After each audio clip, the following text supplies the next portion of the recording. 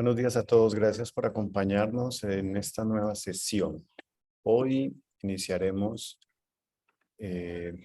como lo hemos conversado la semana pasada, el estudio del Fausto. Nuestro verso: en mi pensar, luz y claridad. En mi sentir, no hay vanidad. En mi actuar, fuerza y verdad.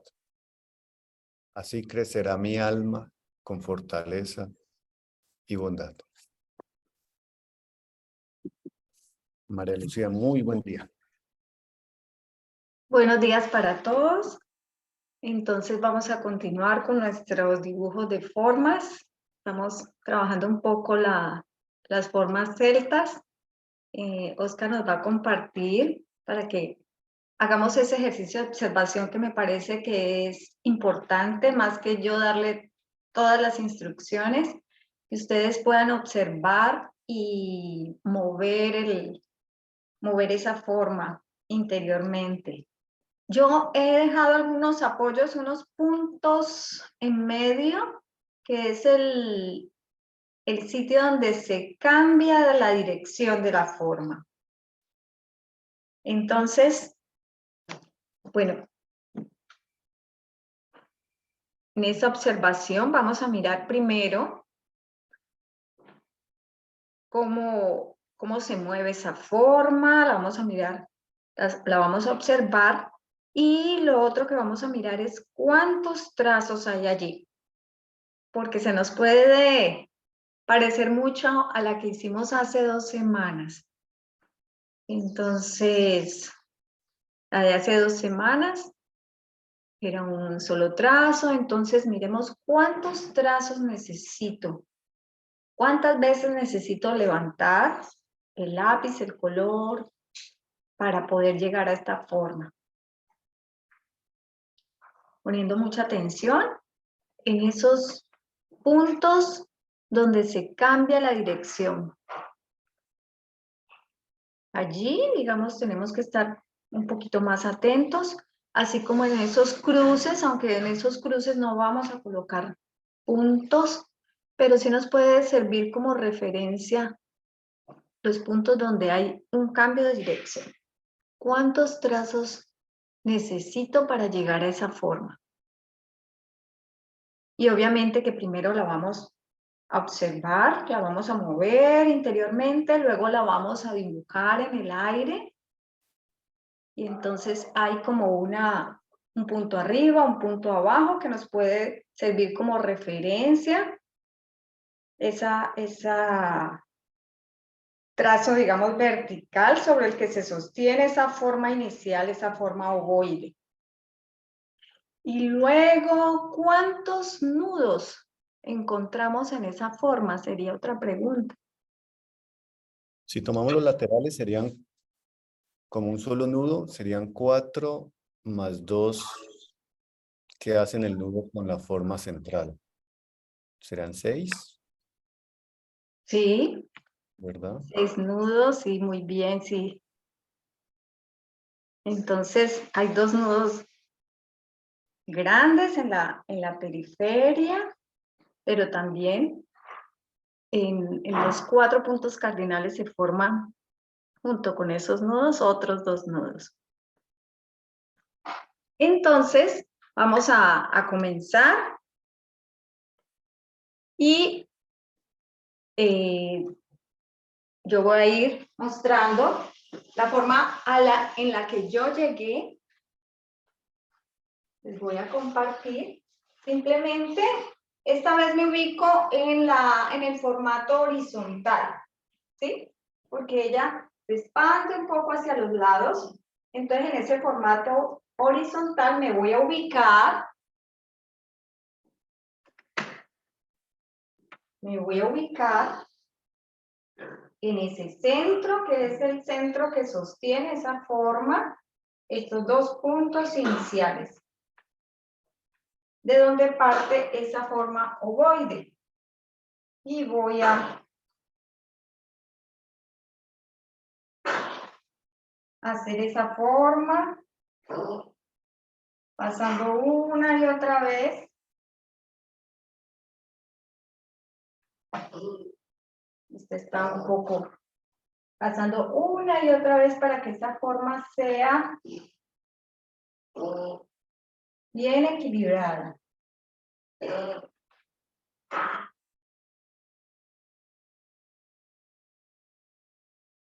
Sea como un espejo la una de la otra.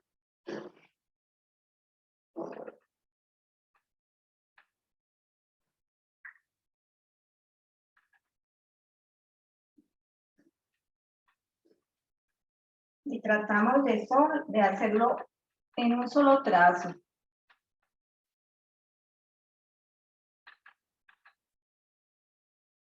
Este sería nuestro primer trazo.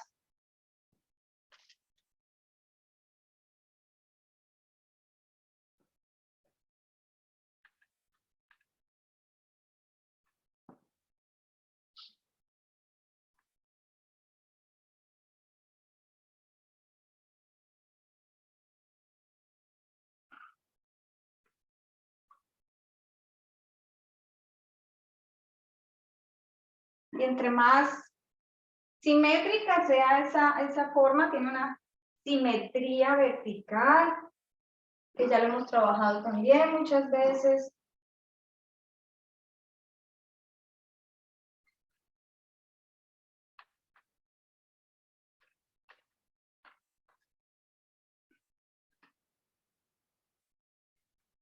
Esos dos puntos me sirven como de referencia para orientarme en el espacio. Y no es llegar al punto. Lo que quiero no es llegar al punto, sino rodeo ese punto, así como lo hacemos en las cintas trenzadas, donde rodeo ese punto y ahí en ese punto cambio de dirección. Voy hacia abajo y luego hacia arriba. Este sería nuestro primer trazo.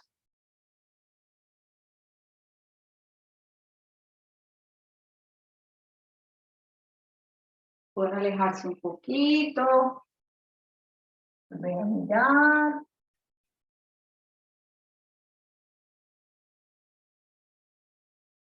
Ya este grupo no tengo que decirles que hay que empezar con un color claro.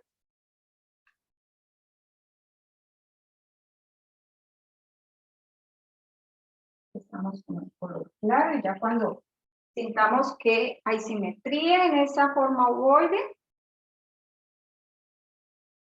continuamos.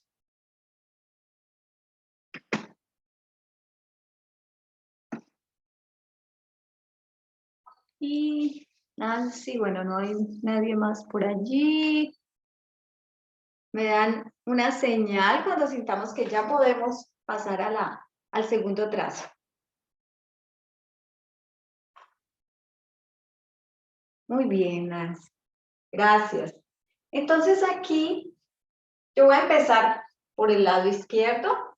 Voy a colocar como esos puntos, estos puntos de esa forma que me van a dar, donde también va a haber un cambio de dirección.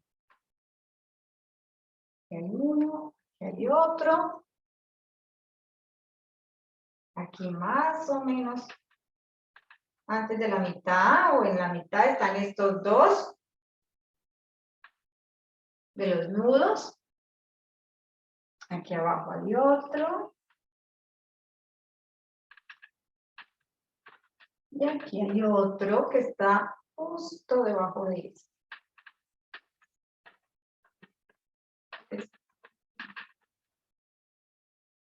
Coloqué estos puntos de apoyo, que es donde se dan esos cambios de dirección. Aquí en ese centro. Y ya me empiezo a mover. Me empiezo a mover, rodeando. Yo empiezo aquí, pero ya cada uno donde sienta. Me muevo aquí. Rodeo el extremo. el extremo de abajo, hago un primer nudo, formando un cruce en el centro, rodeo este segundo, voy al extremo superior, hago este segundo nudo y llego. Lo observo. Tratamos de que esos cruzos se den en el centro. Entonces, vuelvo y paso. Como todo dibujo de forma, siempre es susceptible de hacerlo cada vez mejor. Veo que lo puedo centrar un poco más.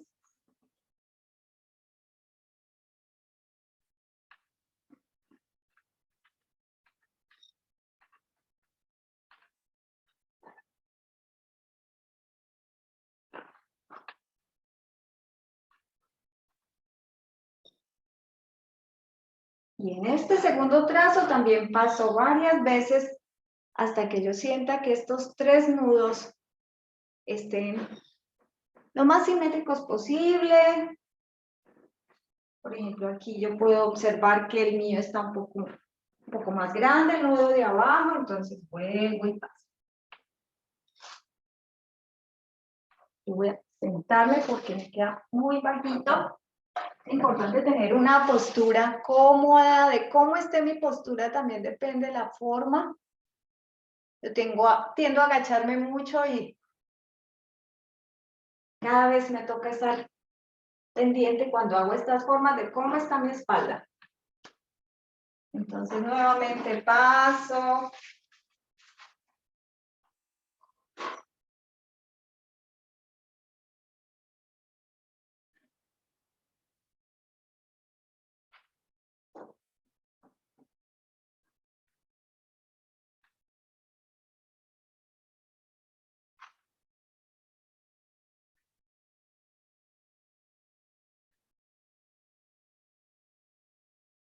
Cada que paso,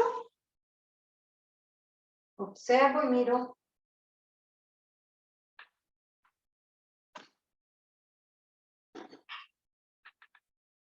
cómo está más armónica esa forma. En aquí ya se está viendo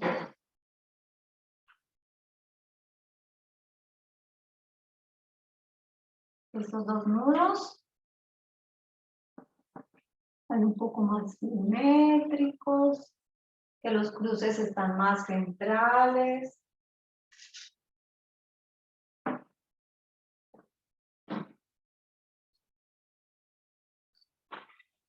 Y ahí vamos en el segundo trazo.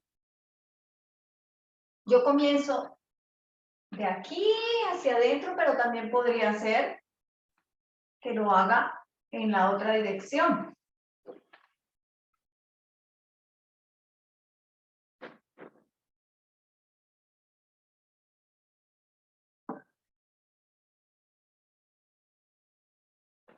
Cuando cambio de dirección,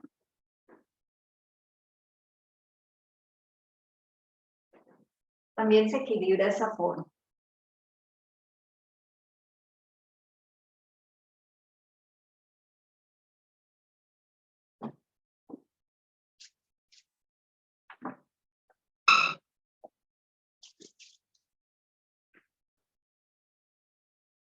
El que quiera mostrar cómo va su ejercicio, lo puede mostrar.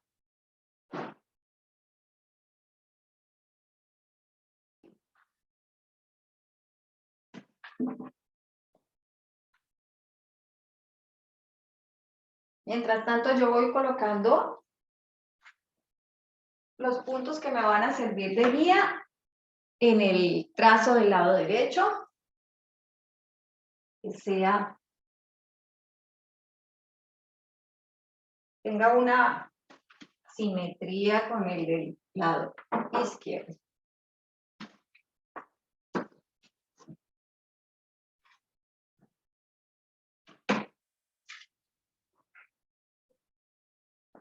Y me guío por el por la otra forma y por los puntos de referencia que coloqué.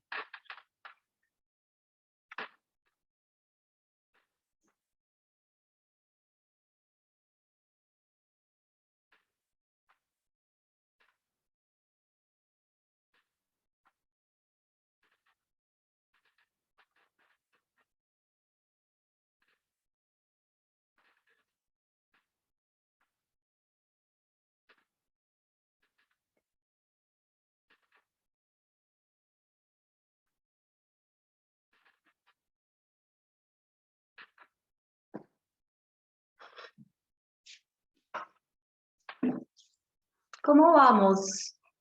¿Sí? Bueno, entonces voy a hacer el último trazo y ya ponemos la forma ya terminada. ¿Te parece, Oscar? Sí, aquí como para un repaso y le pongo ahí. Eso. Importante movernos primero, antes de colocar el trazo, mover primero la forma, esta segunda forma, este tercer trazo, perdón.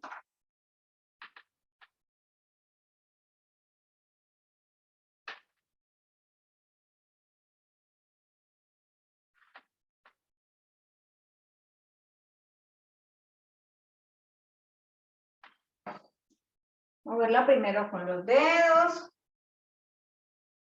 Y me voy guiando también de la forma de la derecha que hace un movimiento simétrico.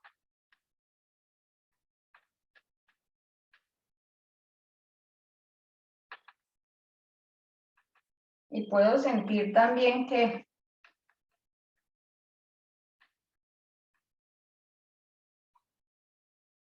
me voy moviendo.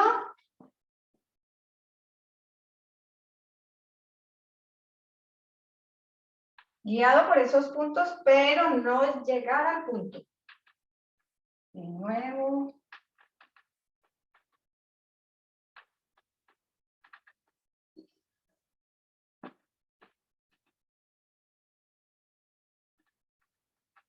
Por ejemplo, aquí mi forma, ese punto lo había hecho un poquito muy arriba, entonces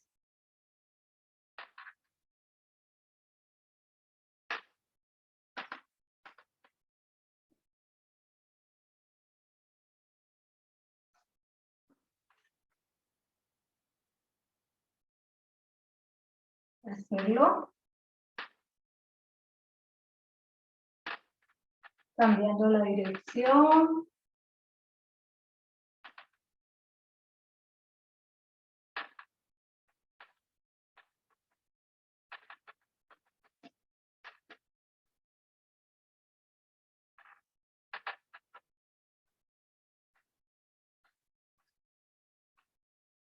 Y tratando de no levantar la mano hasta que termine todo el trazo.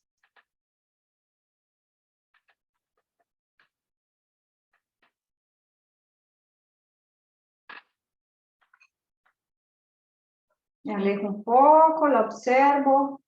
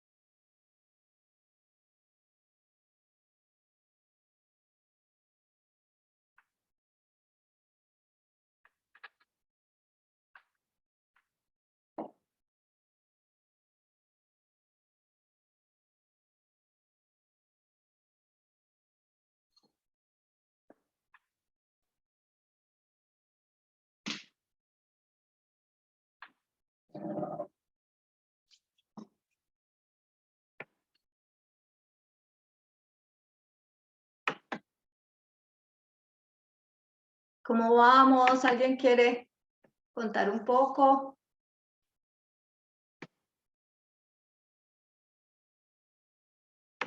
Bárbara.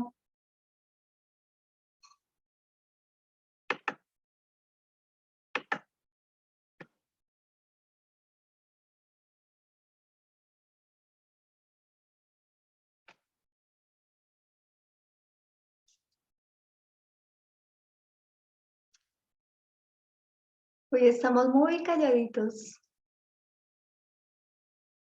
A ver, Nancy, muy bien. Muy bien, Nancy. Así está muy bien, clarito, cada vez más equilibrada.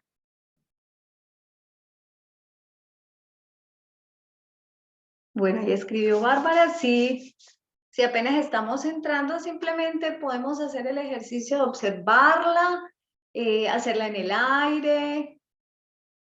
Y luego cuando ya sintamos que tenemos esa forma interiorizada, entonces vamos a la hoja.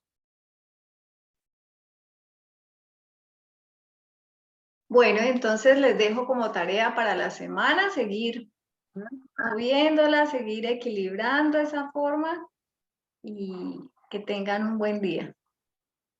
Para ti también. Gracias, Mara. Gracias. Muchas Gracias. gracias. Que tengan un buen Gracias. día. Vamos a continuar. Dedicatoria. Os aproximáis de nuevo, formas temblorosas que os mostráis hace ya mucho tiempo a mí. Turbada vista. Mas, intento apresaros ahora. ¿Se siente mi corazón aún capaz de semejante locura? Os agolpáis, luego podéis reinar al igual que saliendo del vaho y la niebla, os vais elevando a mi alrededor. Mi pecho se estremece juvenilmente al hálito mágico de vuestra procesión. Me traéis imágenes de días felices y algunas sombras queridas se alzan como a una vieja leyenda casi olvidada. Os acompañan el primer amor y la amistad. El dolor se renueva. La queja vuelve a comprender el errático y laberíntico camino de la vida y pronuncia el nombre de aquellas nobles personas que, engañadas por la esperanza de días de felicidad, han desaparecido antes que yo. Las almas a las que canté por primera vez ya no escucharán esos cantos. Se disolvió aquel amigable grupo y se extinguió el eco primero. Mi canción se entona para una multitud de extraños cuyo aplauso me provoca temor. Y todo aquello que se regocijaba con mi canto, si aún vive, vaga disperso por el mundo. Me sumo en una nostalgia que no sentía hace mucho tiempo, de aquel reino de espíritus, sereno y grave. Mi canto susurrante flota como arpa de éolo. Un escalofrío se apodera de mí. Las lágrimas van cayendo una tras otra. El recio corazón se estremece y ablanda.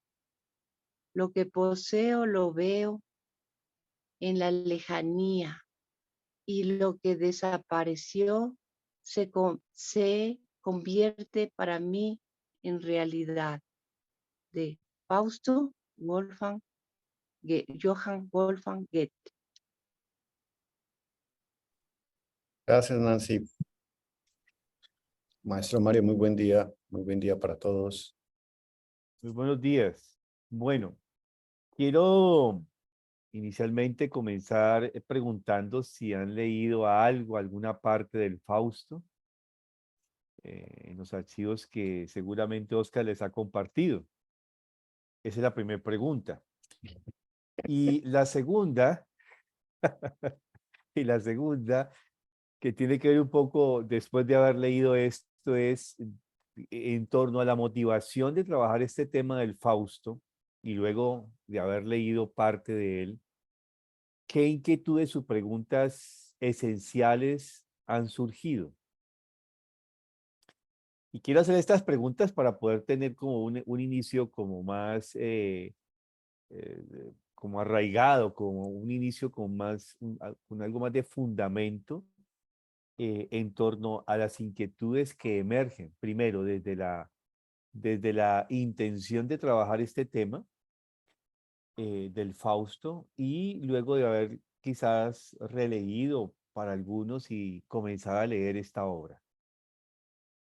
Entonces, dejo esas dos preguntas iniciales. Yo. ¿Qué tal? Buen día a todos, Mario. Yo lo leí dos veces, una vez cuando era muy joven, me pareció un libro muy...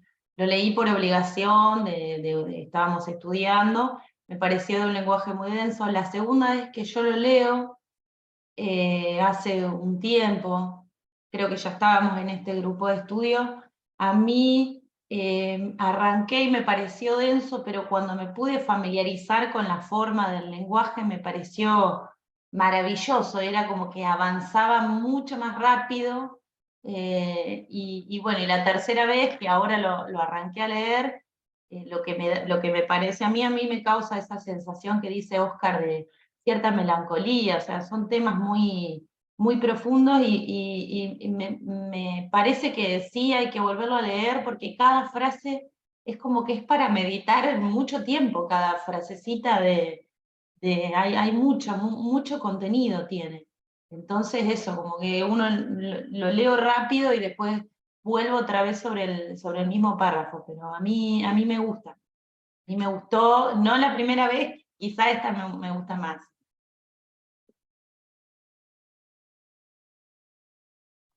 Bueno, no sé qué tantas motivaciones hayan tenido de que trabajemos esta obra.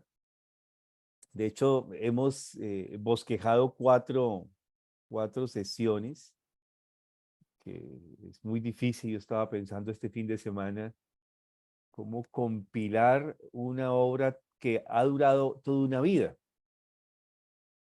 Goethe se demora toda su vida, casi toda su vida, digámoslo así, en construir esta obra. Comienza a los 24 años y termina la primera parte a los 58. O sea, él va construyendo esta obra. Y la segunda parte la termina un año antes de su muerte. Sí, siempre con revisiones posteriores, ¿no? Siempre estaba construyendo esta obra. Y uno podría decirse, lo dice inclusive Steiner, que, mm, que el Fausto es el proceso de iniciación de Goethe. O sea, entrar realmente dentro de esta obra es el resultado de un proceso de iniciación. Pero también nos muestra varios aspectos. Yo pienso que es importante entrar, y antes de ir a aspectos históricos, quiero quedarme en la dedicatoria, que realmente la dedicatoria la escribe el mismo Goethe. Tenía 48 años cuando escribió la dedicatoria.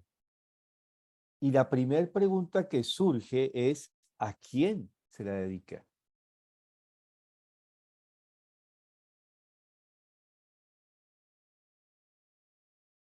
Y ahí está escrito, ¿no?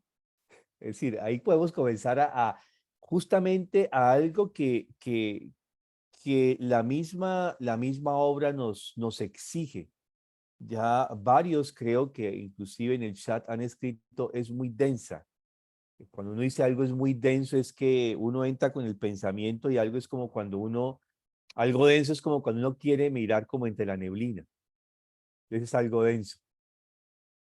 ¿sí? Es decir, uno sabe que hay cosas detrás de la neblina, pero no las puede ver, ¿sí? Es que hay que aguzar muchísimo la mirada en principio, y luego si la neblina no se disipa, yo tengo que meterme en la neblina para poder ver qué hay ahí, ¿sí? Ese es el ejercicio. Y justamente uno de los ejercicios que nos pone Goethe es el ejercicio del pensamiento. Él dice que esta obra fue escrita de dos formas. Una manera ligera para que todo el mundo pueda leerla y familiarizarse con ella. Y otra que es el lenguaje que está entre líneas, que solamente es para los iniciados. Entonces uno se da cuenta que realmente es compleja. Pero justamente aquí es importante mirar que Goethe es un hijo de una época cultural bastante convulsionada. A él le toca ese siglo XVIII. De hecho, hay que decir que hay muchos intentos u obras escritas en la historia de la humanidad antes del siglo XVIII de un Fausto, de un tal doctor Fausto. Solo en la época ya misma del siglo XVIII se escriben 8 Faustos. 3 de estos escritos son de 3 amigos de Goethe. Él pertenecía a todo un grupo cultural y social en ese momento para la humanidad. El mismo Lessing escribe bosquejos, hay un teatro de marionetas de Marlowe, y en fin. Es la época de la revolución industrial, la primera ola de la revolución industrial. Y ha surgido todo esto que tiene que ver con el materialismo, ha cambiado lo que trae el motor a vapor, no es meramente un desarrollo tecnológico, sino que es un desarrollo de toda la vida social y humana, porque tenemos que pensar que antes de la revolución industrial los seres humanos nos movíamos en la naturaleza, éramos campesinos, eran comunidades campesinas, agrícolas. Todo se movía a través del trueque, de lo que se producía. Y la invención del motor a vapor, no solamente es la invención del motor a vapor que cambia justamente la relación del ser humano con la naturaleza y la relación del ser humano con los demás seres humanos, sino que cambia toda la economía, todo el concepto de economía, todo el concepto de producción, todo eso cambia. Y hay que tener en cuenta de que a esta revolución cultural le antecede todo lo que tiene que ver con el enciclopedismo. Viene el rococó, el barroco, todas estas expresiones culturales bastante densas, melancólicas de alguna forma, al menos para mí, ¿sí? Y viene este desarrollo de la revolución industrial. Es decir, tenemos que imaginarnos ese contexto, donde si lo miramos desde la mirada antroposófica que venimos desarrollando, cada vez se va a manifestar una fuerza del ser arimánico cada vez mucho más, digamos, se anquilosa más esta fuerza en la naturaleza humana, dentro del contexto cultural. Y por otro, está esta otra fuerza que quiere sacarnos de esto. Y justamente todo este grupo que se va a llamar esta revolución de lo que se va a llamar el romanticismo alemán, como se le va a conocer, va a tratar de contrarrestar todo este aspecto, porque no solamente es Goethe con su Fausto, sino que vienen muchos otros que están alrededor de él, que comparten esa cultura y hacen grandes movimientos para tratar de contrarrestar estas dos fuerzas que tratan de que lo humano se pierda. De hecho, aparece la gran relación entre Goethe y Schiller, y de Schiller vamos a conocer como su gran obra, que son las cartas estéticas. Y ahí justamente él nos habla de que hay dos tendencias, ¿sí? Una que trata de sacarnos dentro de una gran ilusión, dentro de un mundo totalmente ideal, y ese mundo ideal podría sacarnos del contexto de la realidad, y por el otro, una fuerza que nos mete dentro de los impulsos, dentro de las pulsiones, dentro de la existencia, dentro del realismo. Y ahí ya vemos dos concepciones del mundo. Y Chile nos va a decir que en medio de las dos se pierde lo humano y que la conquista del humano va a estar en el punto medio, en la fuerza del juego, ¿no? Lo que él le va a llamar. Eso más o menos está sintetizado en la cuarta carta de estas cartas estéticas. Pero bueno, ese es más o menos el contexto, ¿cierto? Barroco, rococo, tiene que ver con todo esto de la exageración, toda esta cuestión del enciclopedismo, de cuál es el hijo de esa época cultural. También de lo pesado, ¿no? El barroco es también como curioso, ¿no? Como denso, como pesado. Sí, oscuro, yo lo veo muy melancólico. Yo Mm. personalmente para mí no, yo no me siento cómodo en esas estructuras arquitectónicas, por ejemplo, ¿sí?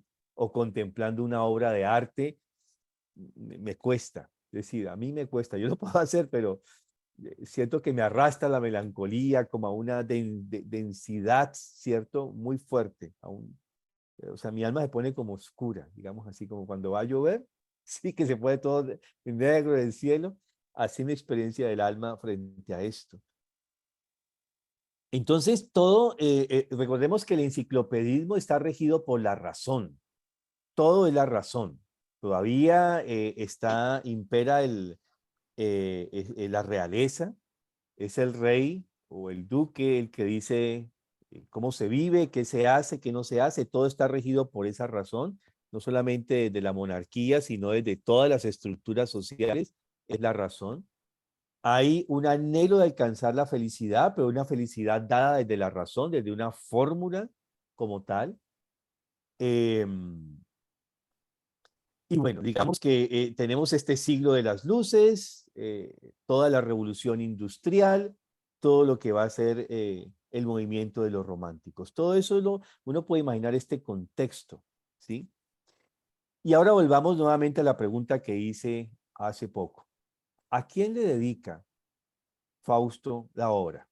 Tiene 48 años. Recordemos que él comenzó a los 24, justamente casi que en el proceso de la gran obra que lo va a hacer a él el hombre más famoso de Europa, que va a ser Las penas del joven Werther, que eso impacta y revoluciona este mundo que acabamos de describir. Es como si abría las compuertas de algo que está represado, y esta obra justamente en este movimiento que vamos a llamarlo románticos, es como que Goethe aparece en el escenario y abre las compuertas completamente. Y con 25 años va a ser el hombre más famoso ya de Europa, a nivel digamos, comienza a ser conocido, en ese sentido digo famoso, comienza a ser conocido con esta obra y comienza sus grandes relaciones con muchos personajes, grandes pensadores de esta misma época. Pero la dedicatoria la hace con 48 años, ya es un hombre maduro, podemos decir, ¿cierto? Ya ha vivido, ya ha recorrido bastante.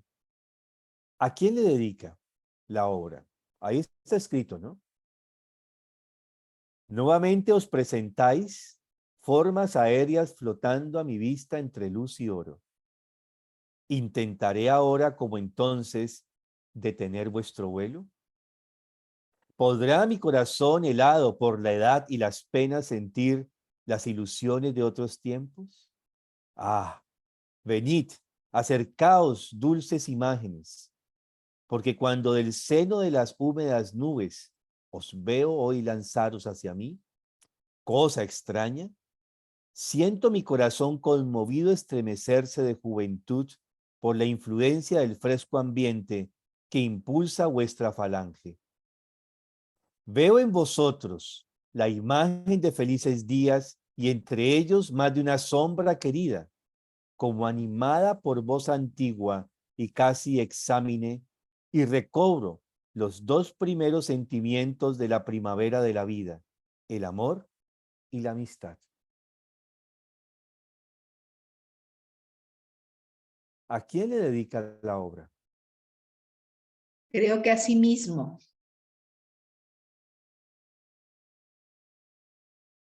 ¿Otra idea? Voy a volver a leer. ¿Sí? ¿Será Mefistófeles? No. Tengo que decir no, que disculpe, pero no hay opciones medias Mira, ni no la alternativas. solución, Mario. Bárbara, Está Bárbara, sin acá, spoiler. Sin está spoiler, Bárbara. escrito aquí. No es que pienso. ¿Qué dice aquí?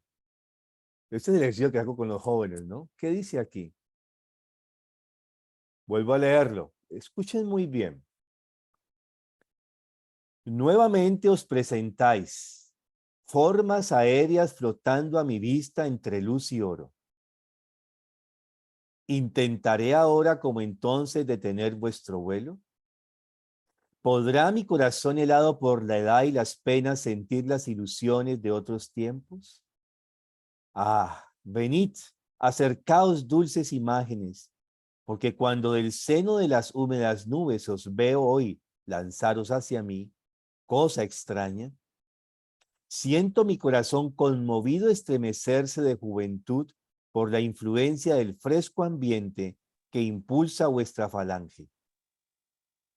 Veo en vosotros la imagen de felices días y entre ellos más de una sombra querida, como animada por voz antigua y casi exánime, y recobro los dos primeros sentimientos de la primavera de la vida, el amor y la amistad. La memoria, el recuerdo. Por ahí va A la las cosa. formas aéreas. A los ángeles, ¿Quiénes son estas formas Seres- aéreas? seres alados. Son seres alados, por un lado, son seres, formas aéreas, ¿cierto? ¿Quiénes son esas formas aéreas? Se dirige a ellos vosotros.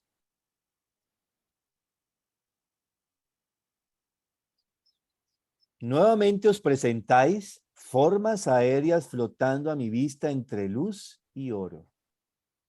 Hay una imagen, ¿no? Luz y oro. ¿Intentaré ahora entonces detener vuestro vuelo? ¿Podrá mi corazón helado por la edad y las penas sentir las ilusiones de otros tiempos? Ahí hay una clave. ¿Podrá mi corazón helado por la edad y las penas sentir las ilusiones de otros tiempos? Ah, venid, acercaos dulces imágenes, porque cuando del seno de las húmedas nubes os veo y lanzaros hacia mí, cosa extraña, siento mi corazón conmovido estremecerse de juventud por la influencia del fresco ambiente que impulsa vuestra falange. O sea, les da condición de voluntad a estos seres. ¿Sí? El fresco ambiente que impulsa vuestra falange. O sea, estamos hablando del dedo. O sea, cuando habla de falange es porque algo se está moviendo. Veo en vosotros, ojo con esta pedacito, veo en vosotros la imagen de felices días y entre ellos más de una sombra querida. ¿Difuntos? Los difuntos.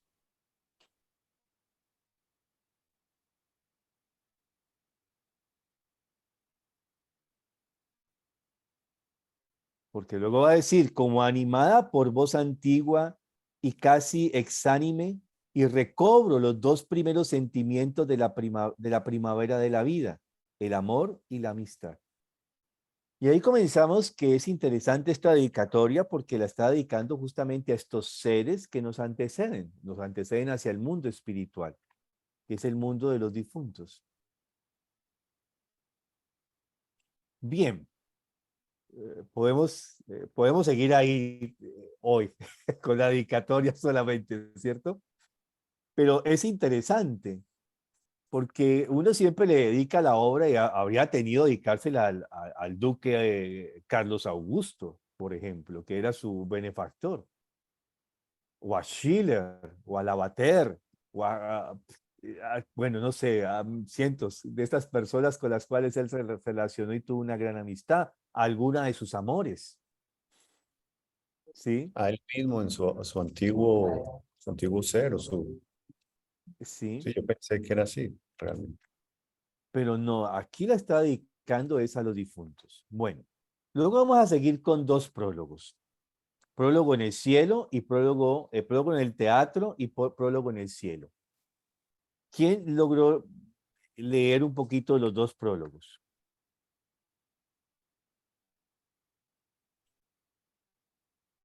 Bárbara. Sí, ¿qué pasa, Mari? Sí, yo lo La- leí. ¿Qué llama la atención? Prólogo en el teatro. Ya de entrada, él aparece en un escenario. Recordemos que él se mueve en ese mundo de las artes y nos coloca a tres personajes, ¿cierto? Director, poeta y el gracioso. Los tengo así en mi traducción. Ajá, sí. Bueno, todos hablan de cómo hacer, de cómo... yo lo que entiendo es que aparentemente están armando una obra de teatro, cómo conseguir la atención de la multitud. Y bueno, entonces van y vienen. Muy lindo el diálogo entre ellos. Sí, y hay tres puntos de vista realmente. En el prólogo en el teatro vemos, él ya comienza con 23 años a escribir, ¿no? Acá tenemos el joven Goethe comenzando a escribir su obra. Él no la hizo en el sentido, es importante decir, no lo hizo primera parte, segunda, tercera, sino que fue escribiendo y anexando y colocando diferentes partes en diferentes momentos de su vida. Este prólogo en el teatro lo comienza justamente con 23 años. Y nos coloca este escenario de que tienen la tarea de colocar una obra. Y hay tres personajes, el empresario con unas características, el poeta con unas características y el gracioso con sus otras características, cada uno con un punto de vista diferente.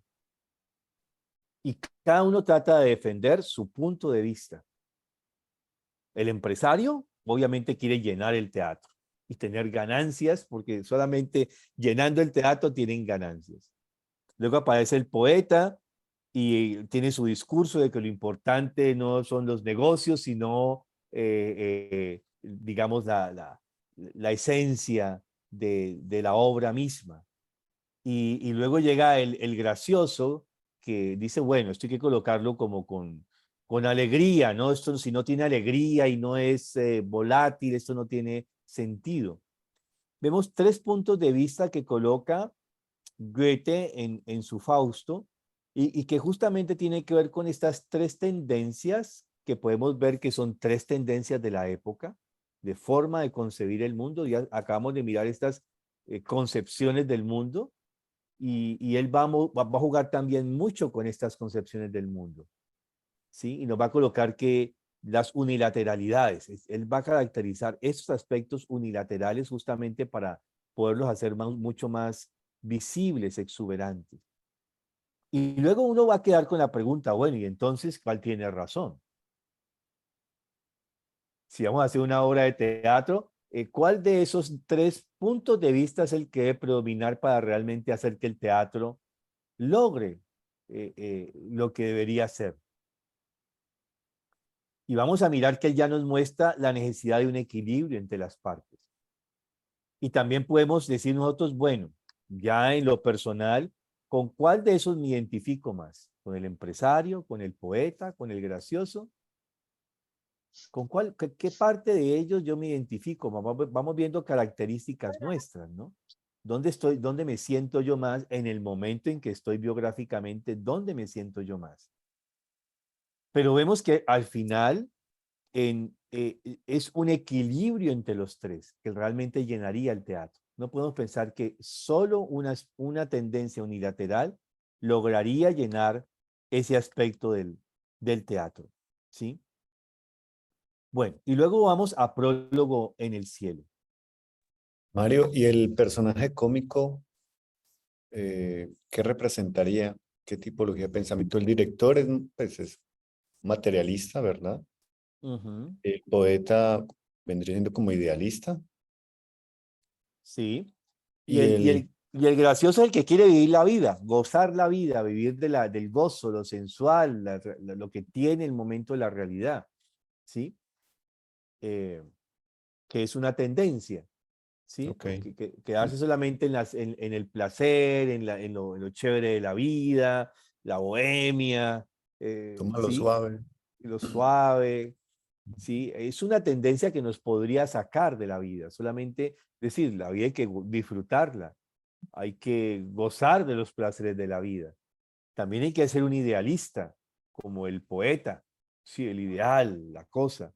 Pero estas dos tendencias no sirven si eso no se pone en el mundo para que tenga un efecto concreto. ¿Sí? Son como los 3 puntos de vista esbozados allí y cada uno trata justamente de argumentar. Goethe justamente coloca muy bien el punto en este diálogo entre los tres, la argumentación de los puntos de vista de cada uno. ¿Sí? Y ahora lo deja ahí. Eso es bien interesante, ¿cierto? El que escribe Bárbara, lo que brilla es obra de un momento, lo verdaderamente bello no es nunca perdido. ¿Qué más? Momentico, momentico. Para la posteridad, sí. Sí, ahí es donde está esto que dice el poeta, ¿no? Es decir, todo lo que es el mundo del ideal. Bueno, pero siguiendo ahora con el prólogo en el cielo. ¿Lograron leerlo?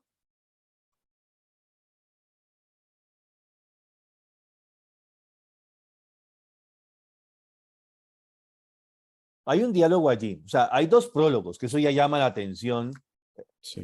notoriamente. Un prólogo en el teatro, como aquí lo que sucede en la tierra, y luego va a acontecer un prólogo en el cielo. Sí, es como 2 prólogos. A ver, aquí en la tierra está aconteciendo un diálogo entre 3 personajes. Y ahora hay un diálogo, un prólogo en el cielo. Aparece Dios, unas cortes celestiales y aparece Mefistófeles. Y van a aparecer los 3 arcángeles. Yo voy a leerlo, como lo tengo en mi esfuerzo de traducción. Hay muchas traducciones y yo traté de acercarme a una que me hiciera sentir más cómodo, ¿cierto? Aparece Rafael, el arcángel Rafael, y va a decir: resuena el sol como antiguamente, en la armonía de la celeste esfera, y exacto sigue la prescrita vía con los potentes ímpetus del trueno. Presta vigor al ángel su mirada, aunque él en vano sondearla intente, como al salir risueña de la nada, la obra inmensa de Dios brilla esplendorosamente. Gabriel. Con rapidez inconcebible gira la tierra fulgurante de hermosura, y la luz del Edén rápidamente se alterna, trocada en noche tétrica y obscura. Y el mar contra las rocas espumante estrella pertinaz sus aguas locas, y en el eterno círculo incesante rodando van al par aguas y rocas. Miguel. Del mar la tempestad corre a la tierra, y de la tierra al mar vuelve rugiendo, y en órbita fatal al mundo encierra con fiero afán y encadenado estruendo. Luto y desolación, temor y espanto, el rayo al estallar delante envía, pero tus mensajeros, oh Dios santo, el curso alaban de tu hermoso día. Los 3 ángeles. Da a los ángeles vigor esta gran mirada, aunque nadie le guste sondearte a fondo. Todos tus sublimes obras, Señor, como el primer día, son majestuosas. Entonces le antecede este coro. Allá tuvimos 3 personajes, acá aparecen 3 arcángeles, y cada uno de ellos va a hablar de esto que antecede a todo lo que es la creación humana. Y al final van a decir: da a los ángeles vigor esta gran mirada. O sea, todo esto que ha mencionado Rafael, Gabriel y Miguel, que son los 3 arcángeles que más están cerca a la naturaleza humana, dicen: da a los ángeles vigor esta gran mirada, aunque nadie le guste sondearte a fondo. Es decir, es como que nadie quiere para esta época sondear los misterios del mundo espiritual. Esa es la época en que estamos todavía, diríamos uno, ¿no? Nadie quiere vivir solamente realismo puro, aquí, concreto, en el mundo material. Más allá es indecible, es impenetrable, es insondeable. Lo va a decir así uno de ellos, ¿no? Y van a decir finalmente, todas tus sublimes obras, Señor, como el primer día, son majestuosas. O sea, a pesar de nuestra inconsciencia, ese mundo espiritual sigue obrando. Y terminado este coro, va a aparecer Dios. Bueno, aparece, perdón, terminado esto, aparece en escena Mefistófeles. Y va a decir, maestro, ya que vuelves a acercarte una vez y preguntas qué es lo que acontece entre nosotros, tal como acostumbrabas verme en otro tiempo, me ves aún en medio de los tuyos. Perdóname, no sé hilvanar grandes frases, aunque me exponga a la gritería del séquito, y por eso no dudo que tu risa excitaría mi jerigonza si no hubieses perdido la costumbre de reírte. Nada puedo decir del sol ni de los mundos. No veo más que una cosa, la miseria de los hombres. El pequeño Dios del mundo es siempre del mismo temple y en verdad tan curioso como en el primer día. Viviría un poco mejor si tú no le hubieses dado el reflejo de la luz celeste a la que da el nombre de razón y solo le sirve para ser más bestia que todas las bestias. Me parece, no se ofenda vuestra majestad, una de esas langostas de prolongadas patas que siempre vuelan y saltan al volar, sin que por ello dejen de entonar del mismo modo su antigua canción en la hierba. Si al menos permaneciese siempre en la hierba. Pero no, ha de meter la nariz en todas partes. Bueno, así se nos presenta Mefistófeles. Muy en la época todavía, Mario. ¿Ya?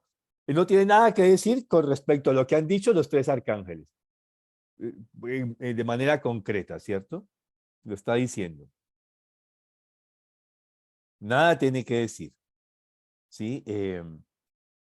Bueno, primero le dice que es un honor, pues un orgullo estar ahí frente a semejante señor, ¿no? Parece que de cuando en cuando entonces comparecen los dos seres. Y luego, ¿qué termina diciendo? Él no dice nada con respecto a la creación, pero se refiere a algo de la creación que es el ser humano, ¿sí? Y nada puedo decir del sol ni de los mundos. No veo más que una cosa, la miseria de los hombres. Y ahí ya se nos presenta este ser que va a despotricar y a justamente una característica de este ser que nos está representando lo que en la antroposofía se llama Ahriman. ¿Sí?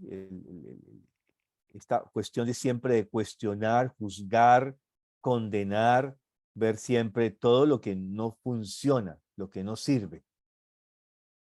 Esa es una característica de Mefistófeles, o dicho como la mitología persa de Ahriman.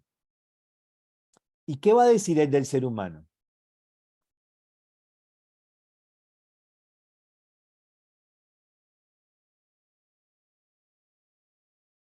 Va a decir que ese pequeño ser humano,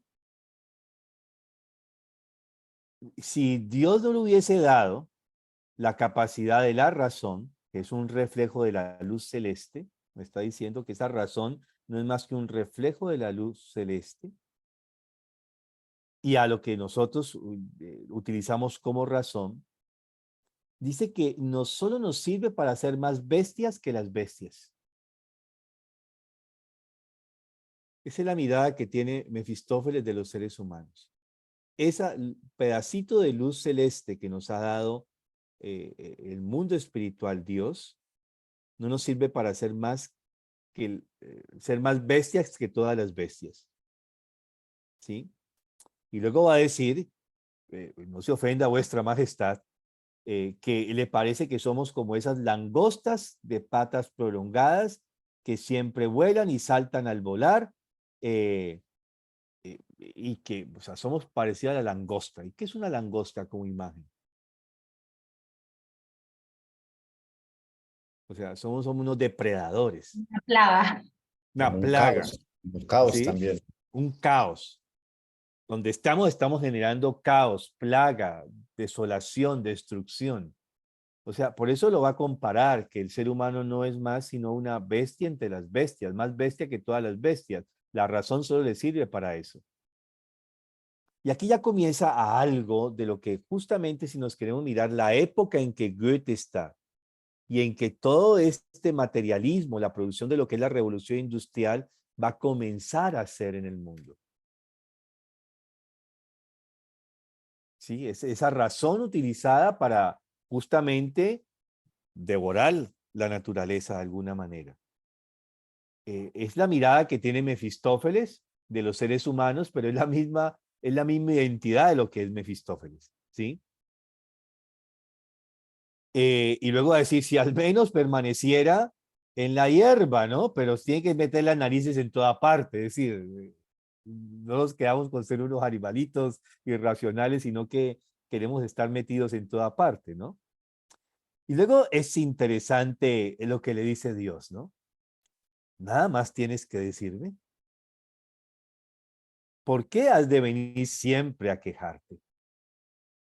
¿No habrá nunca para ti nada bueno sobre la tierra? Esa es la pregunta que le hace Dios, ¿no? O sea, aplica la mayéutica, ¿sí? Te devuelve con preguntas. No, maestro, le dice. Francamente, todo allá abajo lo encuentro detestable. Los hombres me producen piedad en sus días de miseria. Pobres diablos, me apenan de tal modo que si me quitan las ganas, que se me quitan las ganas de mentarlos. Y ahora Dios le va a colocar algo muy interesante. ¿Conoces a Fausto? El doctor, mi siervo, dice Dios. Ya, dice Mefistófeles, es preciso confesar que os sirve de modo extraño. Pobre loco, no sabe alimentarse de las cosas terrenas. La angustia que le devora le lanza hacia los espacios y conoce a medias su demencia. Quiere las estrellas más hermosas del cielo, le halaga todo la sublime voluptuosidad de la tierra y ni de lejos ni de cerca nada podría satisfacer las insaciables aspiraciones de su corazón. Describe perfectamente la naturaleza de ese ser humano. Ahora sí. Y aquí estamos viendo a un ser que es idealista, que tiene aspiraciones trascendentales. Vamos viendo características de los puntos de vista de los seres humanos, ¿sí? Un hombre que aspira a las grandes respuestas que hay detrás de los grandes misterios. Pero esta actitud de Fausto, Mefistófeles, se burla de ella y la ve pequeña. Y Dios va a decir después, si me sirve muy atolondradamente, quiero en breve conducirle a la luz. Bien sabe el jardinero cuándo reverdea el arbusto que ha de producir más tarde flor y fruto. Es decir, el hombre puede llegar a ser atolondrado, pero bien le sirve. Y en ese servir, él va a conducir en ese esfuerzo de realizarse, de sus aspiraciones, él va a conducirle a la luz. O sea, en esa lucha por el conocimiento, porque aquí comenzamos a mirar qué tiene que ver con el conocimiento, él va a encontrar la luz. A lo que Mefistófeles le va a decir que si él no se relaciona con el mundo material, si no se vuelve un realista, él no va a conocer el mundo. Ahí comienza el diálogo y la tira entre Dios y Mefistófeles, ¿no? Idealismo, realismo. Espiritualismo, materialismo. ¿Sí? Apostemos a que lo perdemos aún. si me permitís atraerle poco a poco a mi camino. Pues aquí Mefistófeles ya le lanza la apuesta, ¿cierto? Y está seguro de que él, conduciéndolo hacia ese mundo del materialismo, va a hacer de que este Fausto se olvide de todas estas aspiraciones que él tiene. Y luego le va a decir Dios, os lo agradezco. Porque, bueno, primero decir, tendrás derecho sobre él en tanto permanezca en la tierra. Es muy interesante esto, porque tendrás derecho sobre él en tanto permanezca en la tierra. El hombre solo se extravía mientras está buscando su objetivo. Y ahí hay una tarea muy importante, o sea, es fundamental de que el hombre tenga que vivir en la tierra y aquí en el reino de la tierra es Mefistófeles su señor. Y mientras estemos en la tierra debemos obedecer a estas fuerzas que por un lado tratan de subyugarnos a la materia, pero solo sobre la tierra. Y va a decir después que el hombre solo se extravía mientras está buscando su objetivo, es decir, tenemos derecho a extraviarnos mientras buscamos nuestro objetivo. Lo digo de esta forma. Y luego va a decir Mefistófeles, os lo agradezco, porque respecto de los muertos nunca me he ocupado. Es decir, después de la muerte no hay nada para Mefistófeles. Para el materialismo es así, después de la muerte no hay nada, ¿sí? Pero para el Señor sabe que sí, que después de la muerte hay todo un mundo. Siempre he preferido las rosadas mejillas, hago con los cadáveres lo que el gato con el ratón. Pues bien, te lo entrego. Aparta a aquel espíritu y arrástrale, si puedes apoderarte de él, por tu pendiente. Pero confiésate vencido y humillado si tienes que reconocer que un hombre bueno, en medio de las tinieblas de su conciencia, se ha acordado del camino recto. Esta frase siempre me hace acordar de un querido amigo que ya está del otro lado, del umbral, que él siempre decía, ¿y todos estos malos, sí será que tienen salvación? Él se preguntaba siempre de Pablo Escobar, Hitler, y decía, ¿será que los malos siempre tienen salvación? Y yo a veces le leía esta frase, ¿no? Confiésate vencido y humillado si tienes que reconocer que un hombre bueno, en medio de las tinieblas de su conciencia, se ha acordado del camino recto. Acepto. Qué lástima que todo esto deba durar tan poco. Mi objeto, si consigo mi objeto, me concederéis plena victoria. Quiero que llegue a morder el polvo con fricción, como mi tía, la célebre serpiente. Puedes entregarte audazmente a todos tus proyectos. Nunca he odiado a tus semejantes. Cuando más niegan, menos es el cuidado que me dan los espíritus. La actividad del hombre fácilmente se calma, porque no tarda en entregarse al encanto de un reposo absoluto. Por esto quiero darle un compañero que lo aguijonee y lo impulse a obrar. Vosotros, puros hijos de Dios, glorificaos en los resplandores de la inmortal belleza, que la sustancia eterna y activa os circunde con suaves lazos de amor, que vuestro pensamiento fico y perseverante deforma a las aspiraciones inabarcables que están flotando. Los cielos se cierran, los arcángeles se dispersan y queda solo Mefistófeles. Grande es el placer que experimento al ver de vez en cuando a mi antiguo padre, pero por esto me guardo muy bien de reñir con él. Es hermoso que tan gran señor hable tan bondadosamente con el diablo. ¡Qué espléndido cuadro! Y sale del escena. Bien. Goethe, desde muy chiquito, tuvo la pregunta sobre el mal. Con 6 años, presencia el gran terremoto de Lisboa y se pregunta, si Dios es tan bueno, ¿por qué permite el mal? Es una pregunta que lo va a acompañar toda su vida. Y aquí está la respuesta, al final del prólogo en el cielo. cuando dice que justamente, lo voy a leer textualmente, la actividad del hombre fácilmente se calma, porque no tarda en entregarse al encanto de un reposo absoluto. Por esto quiero darle un compañero que lo aguijonee y lo impulse a obrar.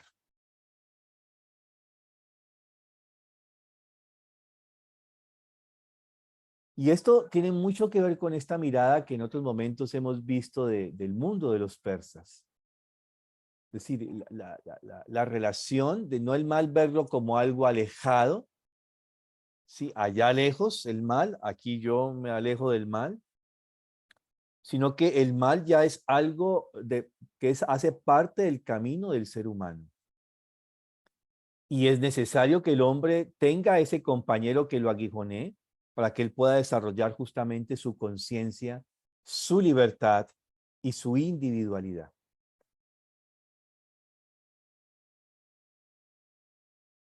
Bien, así comienza nuestra obra. Con Fíjate, esos Mario, que aspectos. en esta otra traducción que nos enviaste, dice, el hombre es demasiado propenso a adormecerse. Se entrega pronto a un descanso sin estorbos.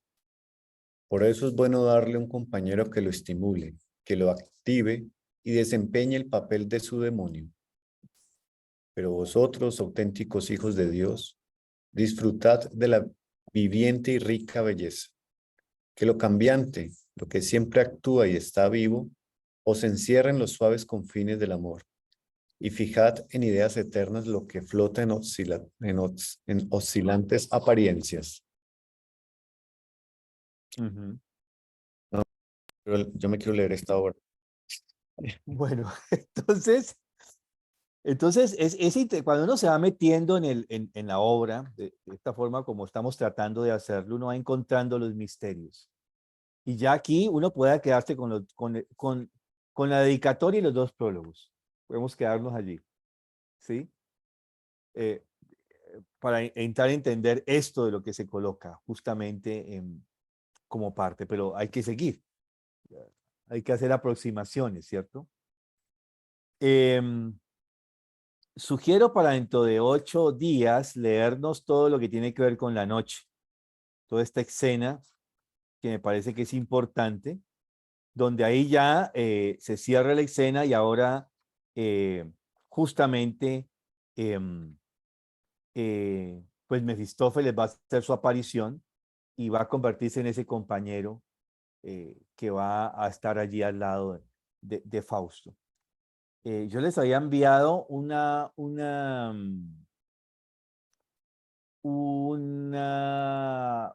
parte donde dice, hay en mí 2 almas. Eso es yo también hice mi aproximación de traducción.